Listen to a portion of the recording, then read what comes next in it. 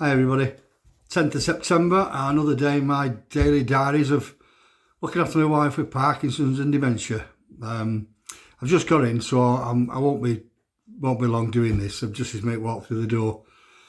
I've left her fast asleep now. I give her some for a tea. She actually had quite a lot and the nurses were all happy about it. She had almost all the soup. Probably half of a fish pie and veg and carrots and stuff and almost a full tub of yoghurt. So that's gone down in the book. So that was really pleasing. Because for the dinner, all she had was probably half a soup and a tiny bit of a dinner. And again, just I think two or three small spoonfuls of a custard, and that was it. But she had, well, again, when I got there, they wouldn't let me in first thing because there was stuff going on and there was, anyway, so I said, I'll leave you to it then. And one of the nurses give her a breakfast, half a bowl of porridge, but it's only small bowls, they're not like a proper breakfast bowl. But at least she had some. And it was a new male assistant, what they call medical assistant, I think. He'd give it a, I think he's Indian, but his name was Stanley, would you believe? He was a nice fella, but again, I think he was new. You could tell him sort of standing about sometimes, waiting to be told what to do, but very pleasant, very, you had to say Stanley and he come running over. But the normal assistant, medical assistant, that's been on the ward all week, has been two women. Well, one of them was off, I don't know why today, and it was the other one, and I don't know, you could just feel a bit of tension in the air between them both, as though she felt like she was doing it all, but you could definitely feel it.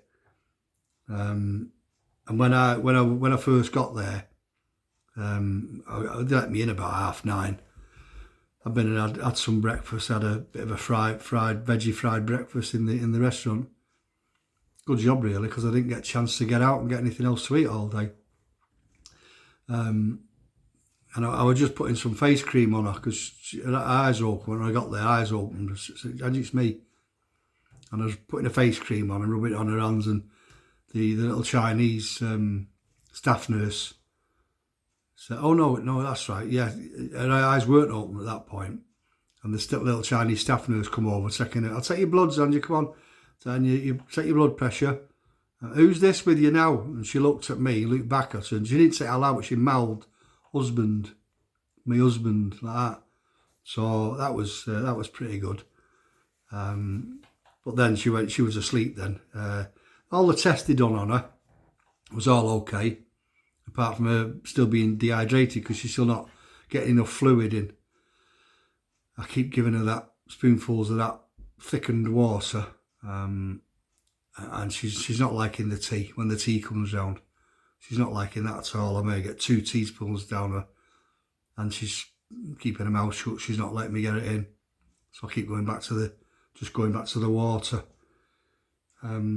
So yeah, they took her blood sugars to make sure on the dehydration they was okay. They've just put her back on another drip, to make sure she doesn't get dehydrated before I left. A sister came over for half an hour this afternoon. She's seen a massive difference in her. I can't believe the difference in her. Oh, within a week since you only seen her. When was it, Friday? But when you never look good when you're in hospital anyway, do you? Lay in a bed. So, but she had her eyes open today for about an hour, but she was just staring at me and then staring up at the ceiling. "Angie, what are you thinking of?" "Nothing, not a flinch, not a murmur, not a head shaking the head, and no, nothing." "Angie, what are you thinking of? Come on, try and tell me." Thumbs up, this, that and the other, nothing at all. So that's downhearted. The other woman, the woman inside of her bed, hypochondriacs. She's in there. She had a fall or something, and something went stuck in her shin. But every spare minute she gets, I've just pulled the curtain now. When I sit down, I pull the curtain between us, Can't be doing with it. Can't be doing with hypochondriacs to start with, but I don't need it today. You know, as I am now, day in and day out while Angie's in. Oh, did he tell you I had this and I've also got that and the doctor said I've got this and I want some more morphine and I've got some, and I'm on this and I'm on that, and you just feel like saying, off woman, will you? You know, so I just sit down and say, morning, and just pull the curtain. So she's no chance of chatting to me anymore. Can't be doing with it. I got, you know, yeah. And you got, could it be in a bit of an older people's ward, should we say? There's one or two of them got like bits of dementia. There's one woman shouting her out, walking around shouting out, have you seen Neil and Jane? Where's Neil and Jane? You know, so I mean, it's comical at times, but other times you think she shouldn't be on this ward. And there's nothing wrong with her. She's walking about. She's not got a bandage or anything on. Anyway, I'm waffling on. I should be telling you more about Angie. You know, so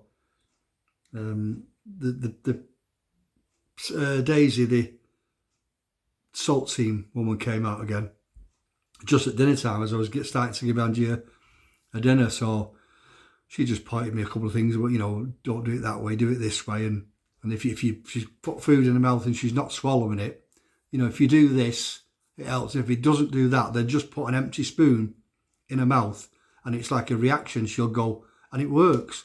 So just little pointers like that. So she said she's coming back on Friday, just to assess again and, you know, see how much she's eating. It's all got to be recorded. Yeah, so that's where we're at the moment. It's just been a long day. Again, it's, you know, can't get now done. I've got things to do with, you know, with it for the house move and stuff like that. I know a couple of emails off the solicitors, so I'm going to make a brew now and go and sort these emails out and see what's needed to do. And then get me shower and a bite to eat. And one of the neighbours had just been over. As I come in 5 minutes, knock on the door. Here, I've just got you a bag with some milk and bread and some little chocolate bars in case you need it. You've not done any shopping. I thought that was nice. One across the road, so we've not seen you. I know we watched the ambulance the other night, but keep missing you. See your car, and then the lights, you know, are not on. And I've just seen you pull up now. I've just said to her husband and kids, make sure somebody's looking out the window for when he gets home, and I'll run over with it. So that was a nice touch. You know, I appreciated that because I did only have a tiny bit of milk left. Probably got enough for one more brew. And then I would have to have gone and got some, you know, tomorrow. So yeah, I thought that was a nice touch. A really nice touch. But in the hospital itself, on the ward, you know, you sit there, because Angie's asleep most of the time, I'll just sit in the chair at the side, just either holding her hand or just, you know, rubbing her shoulder or something. You just watch what's going on. And it really is a well-oiled machine. You know, the NHS, it really is. It's a real well-oiled machine.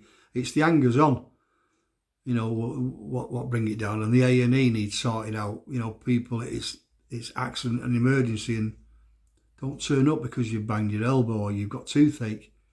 It's that side what's bringing it down, and like the money's been spent wrong. But the actual workers, it's a real well-oiled machine. It really is. Angie's staying on the patches, a Parkinson's patch for now. They had a chat with the pharmacy. You know, what he's got to do with it, I don't know. Because Jackie's not got back to me yet, our Parkinson's nurse. So I've got a feeling she's off this week. And if she doesn't, or she doesn't get back to me tomorrow, then I'll ring up again and ask to speak. Because there's two Parkinson's nurses that cover the whole area. So I'll get to speak to somebody by, you know, tomorrow and just ask them, you know, about the thing with the patches. Is it the patches because it's slow release? Is it them are they likely to sort of just keep her sort of zonked out all the time? Because I don't want that. As much as you've heard me moaning and groaning about fidgeting and the sundowning, you know, and I can't get to bed because you fidget. I'd sooner have that actually than just lay in the bed like she's doing now. So yeah, so I need that, just clarifying. Yeah, right, okay, I'm getting off because it's now well, it's 8:15. 8:15. I've been up since 6:10 because I didn't sleep well last night neither for some reason. I had 2 good nights sleep. But last night I kept waking up. I kept looking at the clock and then it was 6:10 and I thought, I might get up. Because every time I looked at the clock, I looked at my phone as well because, I think, well, what keeps waking me up? And your head goes all over the place, doesn't it? Well, obviously my phone wasn't ringing, but for some reason, something kept waking me up during the night. So I've not really had a good night's sleep. So I want to get done and dusted and get these emails sorted out, make a brew, make something sweet. I did fancy having a bath tonight, but I'm not doing that. I'm just going to get my shower and get straight in bed, I think. Well, just get out of the shower and have a quick tot. But just a little quicker, I think, and then get straight in bed. So that's my intention. I've got 10:30 aimed in my head. I want to be in bed for 10:30. So yeah. So anyway, thanks for your messages and of support and all your comments and ideas. People floating ideas at me. What they've had and they've heard and they've done with their families and family members and stuff. So just keep them coming. If I already know of them, it doesn't matter. But I've had quite a few where I don't know. Even where to get these blended meals from. These three. I think there's 3 of you that told me where to get them from. So yeah. So I appreciate all that. Anyway, so as usual, I'm going. So as usual, I mean, you take care now. I'll do another one tomorrow. Bye.